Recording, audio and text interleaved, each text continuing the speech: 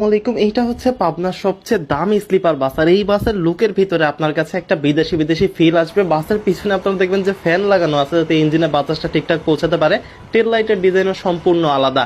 সব মিলিয়ে বাংলা স্টারের এই স্লিপার বাসকে দেখলে যে কোনো কেউ মনে করবে এই বাসটিকে বাইরের দেশ থেকে আনা হয়েছে। প্রথম কথা যেটা আপনার মাথায় আসবে যে এই বাসের দাম কত। দেখেন RM2 যখন বাংলাদেশে এসেছিল এটার কমপ্লিট প্রাইস পড়তো 1,40,00,000 মতো। তখন ডলার প্রাইস ছিল মাত্র 60 থেকে 65 টাকা। তো এখন যদি আপনি 120 টাকা ডলারের ধরেন তাহলে প্রাইস কিন্তু অনেক বেড়ে যায়। তবে তৎকালীন প্রাইসের কথা ধরলে এই বাসের চেইসের প্রাইস ছিল প্রায় 1 কোটি টাকার মতো। বডি করতে স্পেন্ড হয়েছে আরো প্রায় 40 লাখ টাকা।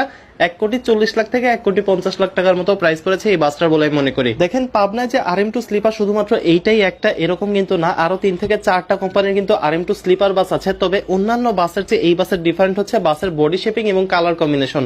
সবকিছু মিলিয়ে অন্যান্য বাসের চেয়ে 5 থেকে 10 লাখ টাকার মতো বেশি খরচ হয়েছে এই বাসটার পিছনে, যার কারণে ইন্টেরিয়র বলেন এক্সটেরিয়র বলেন সবগুলো দিক থেকেই অন্য RM2 স্লিপারের চেয়ে এই বাসটা